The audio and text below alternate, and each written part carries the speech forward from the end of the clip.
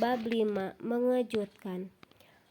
Aku keluar dari baby shop dengan perasaan tak karuan. Aku masih tak percaya dengan apa yang tadi kulihat. Lalu untuk apa dia membeli pakaian bayi dan mengirimkannya ke alamat rumahku? Kata-kata Mas Alpan tadi pagi kembali terngiang di telinga. Gembrot. Bukankah dia selalu berkata jika aku seksi, tapi kenapa tadi pagi justru mengolok tubuhku yang tak ideal? Apa yang ada di pikiranmu, Mas?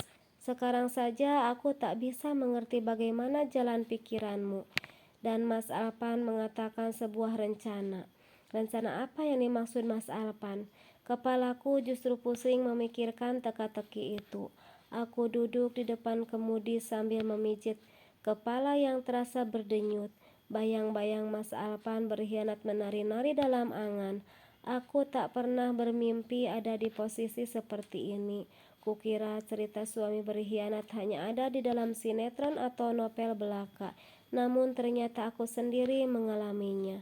Ya Tuhan, apa yang harus aku lakukan? Beri aku petunjuk. Mbak, seorang tukang parkir berjalan mendekat ke arahku.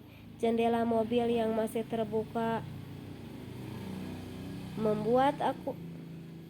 membuat aku bisa mendengar jelas panggilannya. Ada apa, Pak? Mbak sudah mau pergi kan? Maaf, Mbak, tempat parkirnya mau dipakai. Bapak dengan kulit hitam pekat itu menunjukkan sebuah mobil berwarna putih yang akan kemari. Kuberikan 1 lembar uang 5 ribuan kepada bapak itu. Lalu segera kunyalakan mesin mobil karena sudah ada mobil yang menunggu tempat parkir. Mobil melaju dengan kecepatan sedang. Aku bingung di mana tempat yang akan kutuju. Mobil hanya berjalan mengikuti arus dan tak tahu kemana akan berhenti. Pikiran yang bercampur aduk membuatku bingung harus melakukan apa. Aku tak bisa berpikir logis. Yang ada dalam pikiran hanyalah praduga-pradugaan saja. Gambar seorang perempuan muda yang membeli pakaian bayi kembali terlintas dalam pikiranku. Mungkin aku harus ke sana untuk mencari bukti selanjutnya. Aku rasa Sasa ikut andil dalam masalah ini. Sasa adalah adik kandung Mas Alpan. Dia tinggal bersama kedua orang tuanya yang terletak di pinggiran kota. Dari awal hubunganku dengan Mas Alpan, Sasa adalah orang yang paling menentang hubungan kami.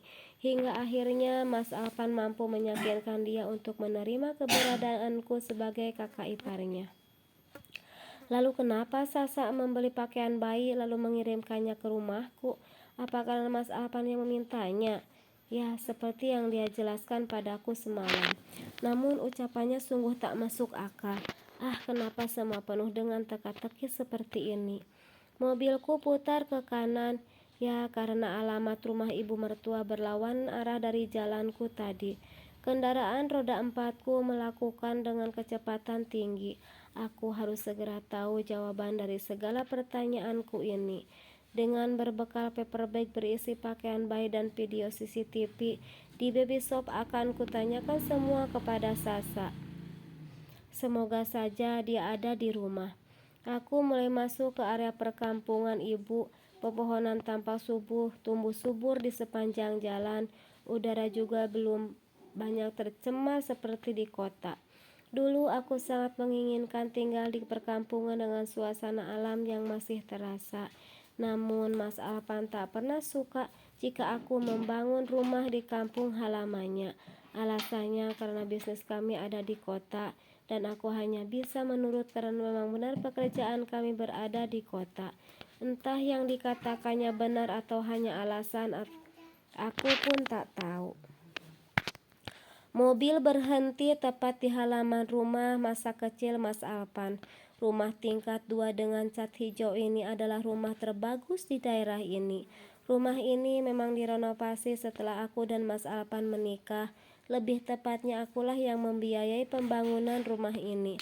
Dulu saat pertama kali ku injakan kaki di sini, rumah ini masih kecil, dindingnya masih batako dengan lantai tanah. Namun kini rumah ini seperti milik seorang kepala desa. Pintu masih tertutup rapat saat kaki menginjak tanah yang sudah dicor dengan semen. Berbagai bunga tersusun rapi di dalam pot. Ibu mertuaku memang suka dengan kegiatan menanam bunga. Berbagai jenis bunga telah beliau miliki, bahkan ada di antara tanaman bunga yang harganya jutaan. Aku sendiri sampai heran kenapa harga sebuah bunga semahal itu. Ku ketuk pintu dengan perasaan tak menentu. Jantung berdetak lebih cepat. Tiba-tiba aku merasa asing di rumah mertuaku sendiri. Mungkin karena sudah lama aku tak berkunjung kemari. Itu semua lantaran Mas Alpan melarangku datang sendiri. Tapi saat aku mengajaknya, suamiku itu selalu saja beralasan.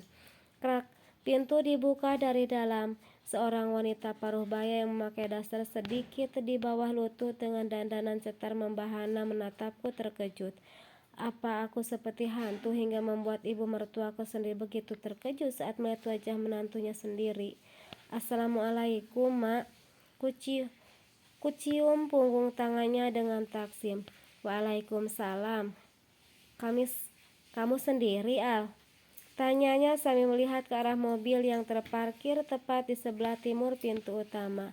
Sendiri, Bu. Mas Alfa sedang tugas keluar kota. Ayo masuk. Akhirnya disuruh masuk juga. Kenapa tidak dari tadi? Kaki sampai pegal berdiri tegak di depan pintu. Aku duduk di ruang tamu.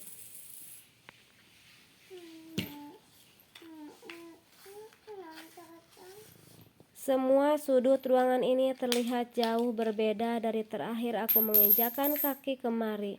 Guci dipajang di sudut ruangan, kursi kayu pun telah berganti dengan sofa empuk. Pikiran buruk kembali menelusup. Apa semua ini ulah Mas Alpan? Tapi kenapa suamiku tak pernah cerita jika memberikan uang banyak pada ibunya? Bukan aku tak ikhlas memberikan uang kepada keluarga Mas Alpan. Bagiku, keluarga Mas Alpan juga keluargaku. Aku hanya merasa kecewa ketidakjujuran suamiku sendiri. Ibu masih ada di belakang, entah apa yang beliau lakukan hingga membiarkan diriku seorang diri. Apa mungkin beliau sedang membuatkan minuman? Tapi kenapa lama? Ku pegangi perut yang tiba-tiba terasa mulas. Rasa ingin buang air besar tak bisa dikendalikan. Ku letakkan tas di atas sofa dengan rasa ragu aku melangkah masuk ke dalam. Toilet terletak di samping dapur, sedang dapur terletak di belakang ruangan. Aku harus melewati ruang keluarga sebelum sampai di kamar mandi. Ku pegangi perut yang masih terasa mulas. Andai di rumah sendiri sudah pasti aku berlari menuju kamar mandi. Tapi karena ini rumah mertua, aku harus tahu sopan santun. Langkah terhenti saat terdengar suara percakapan di ruang keluarga.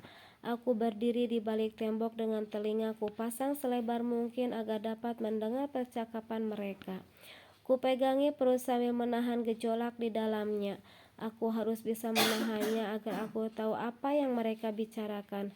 Kenapa Alia bisa sampai di sini sih, Bu? Tanya Sasa ketus. Ibu juga tidak tahu. Untung Alpan tidak kemari dengan cucu kita. Bisa gawat kalau Alia tahu. Bapak ikut menimpali. Deg. Ku tajamkan pendengaranku. Cucu, kenapa mereka mengatakan Mas Alpan datang dengan cucu mereka? Bukankah baru Mas Alpan yang menikah, sedang Sasa masih duduk di bangku kuliah. Lalu cucu siapa yang mereka maksud? Ya Tuhan, ada apa semua ini?